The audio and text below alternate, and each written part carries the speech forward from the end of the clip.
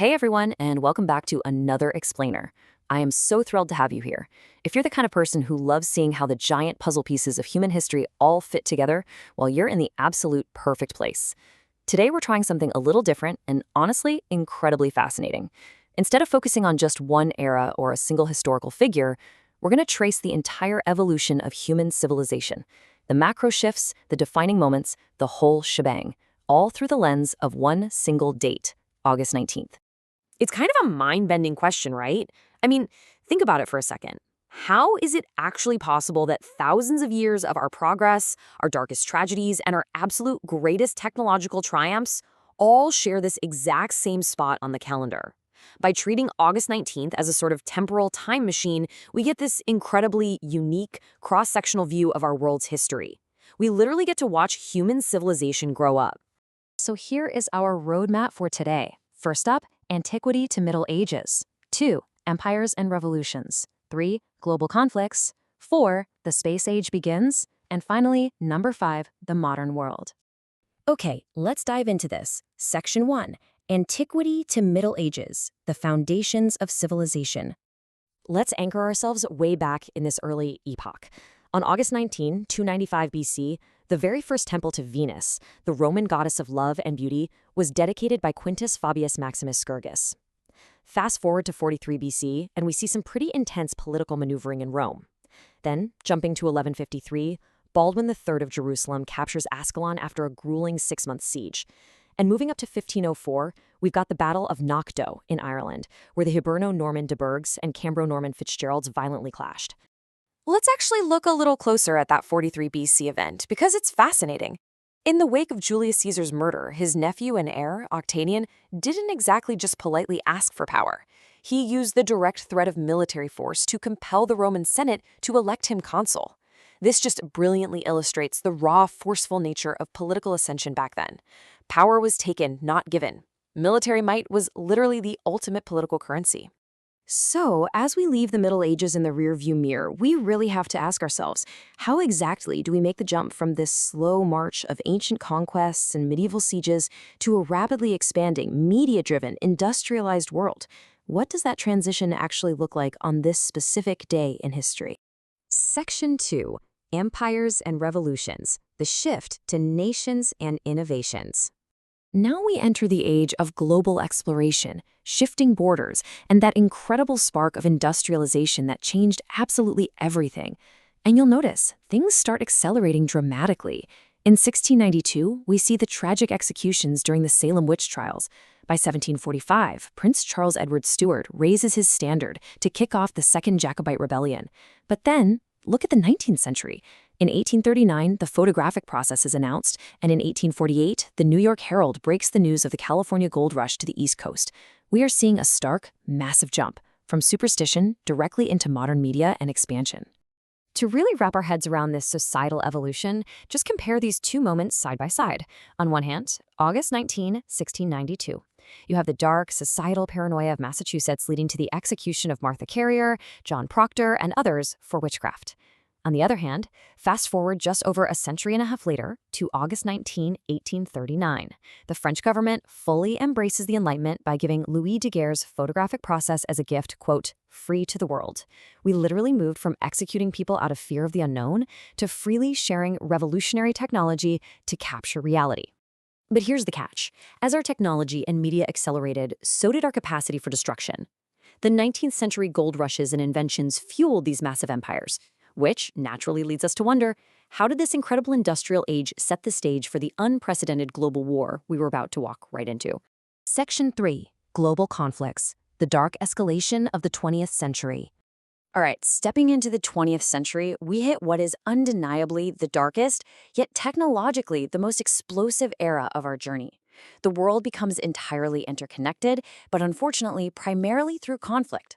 Just look at how rapid-fire these events get. In 1920, the massive Tambov Rebellion breaks out in Russia. By 1940, the B-25 Mitchell medium bomber takes its very first flight. Just 2 years later, in 1942, the disastrous Dieppe raid happens during World War II. And exactly 2 years after that, on August 19, 1944, Paris rises up against German occupation with the help of Allied troops, leading directly to its liberation. Warfare wasn't localized anymore. It was this global, mechanized machine. Now, that Tambov rebellion, it didn't just happen in a vacuum. It was a direct response to a Bolshevik policy called Продразверстка. Essentially, this was a ruthless campaign of forced green requisitioning from the peasantry. Understanding this specific piece of historical jargon is absolutely vital because it shows how sweeping government policies in this new industrial age could instantly ignite massive, desperate uprisings among everyday people. Just think about the sheer, terrifying evolution of scale here. Remember the Battle of Nokdu in 1504 we talked about earlier? Fought mostly with swords and the earliest, clunkiest firearms. Compare that to August 19th, 1942, the Dieppe raid, Operation Jubilee. This was a massive amphibious assault on France led by the 2nd Canadian Infantry Division, featuring incredibly complex logistics, naval support, and modern weaponry. In just 4 centuries, human conflict escalated from local field battles to mechanized, multinational combined arms operations. It's wild to think about. Section 4. The Space Age Begins. Cold War and Orbital Leaps. Post-World War II, the whole paradigm just shifts. We enter this era where conflict moved away from traditional battlefields, descending into the shadows of espionage and reaching way upward into the vacuum of orbit. The August 19 timeline here perfectly showcases the split personality of the Cold War. In 1953, the CIA and MI6 help overthrow the government of Mohammad Mossadegh in Iran. But while we were completely divided by intense espionage down on the ground, we were taking incredible extraterrestrial leaps up above. In 1960, the Soviets launched Korabl Sputnik 2, and in 1964, the US launches SYNCOM 3. And speaking of that 1960 launch, history isn't always just about us humans, right? The payload for the Soviet Korabl Sputnik 2 wasn't astronauts. It was literally an orbital menagerie. The capsule carried 2 dogs named Belka and Strelka, 40 mice, 2 rats, and a whole variety of plants. These unsung animal heroes were absolute pioneers. They paved the way to ensure biological organisms could actually survive the intense rigors of spaceflight. Then we get to SYNCOM 3 in 1964. This was the very first geostationary communications satellite. Now, geostationary just means it orbits at a speed that perfectly matches Earth's rotation, so it effectively hovers over a single point on the globe. This allowed for continuous signal transmission. Why does that matter? Because just 2 months after it launched, it enabled live television coverage of the 1964 Summer Olympics. This single August 19th launch basically laid the technological bedrock for the entire live streaming, interconnected media culture we take for granted today. But amidst all this high-tech triumph, we need to take a brief, somber pause here.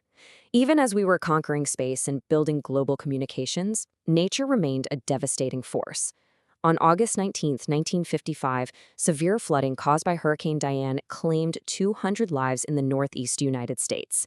It's just a really stark reminder that despite our immense progress, our vulnerability to the natural world remained incredibly high. Section 5. The Modern World, the Digital and Global Shift. So let's bring it all home and see how this builds straight into the hyper-connected, globalized society of the 21st century. Tracing the timeline from the late 80s, we watch the old world order dissolve to make way for the information age. In 1989, the Pan-European picnic takes place. In 1981, the August coup against Soviet President Mikhail Gorbachev begins, signaling the final dissolution of the Soviet Union. As we push into the 2000s, we see tragedy with the 2003 UN Canal Hotel bombing in Iraq and a massive, massive technological milestone with Google's IPO in 2004. Okay, the 1989 Pan-European Picnic. It sounds like a super quaint summer get-together, right? Well, during this event, several hundred East Germans used the opportunity to just cross the frontier between Hungary and Austria. The seemingly simple, peaceful picnic was actually a pivotal catalyst. It was part of the very first events that triggered a chain reaction, ultimately beginning the process of the fall of the Berlin Wall. An entire empire dismantled, and it started with a picnic. Just wild. And finally, we hit August 19, 2004, the day Google went public on the NASDAQ. Now, the crucial point to take away here is that this wasn't just some big day for Wall Street, guys. This IPO cemented the digital information age right into our global infrastructure. It transformed a search engine into an absolute titan of data, fundamentally altering how humanity accesses information, how we communicate, and how we navigate our daily lives from that day forward. When you actually lay it all out like this, the scope is just staggering. If a single date on the calendar can witness Octavian seizing power in Rome, dogs being launched into orbit by the Soviets, and the financial cementing of the modern internet, we are left with one thrilling question. What massive historical shift is going to happen next August 19th? I really hope this journey has sparked your curiosity to look a little closer at the history unfolding every single day all around us. Thanks so much for learning with me today.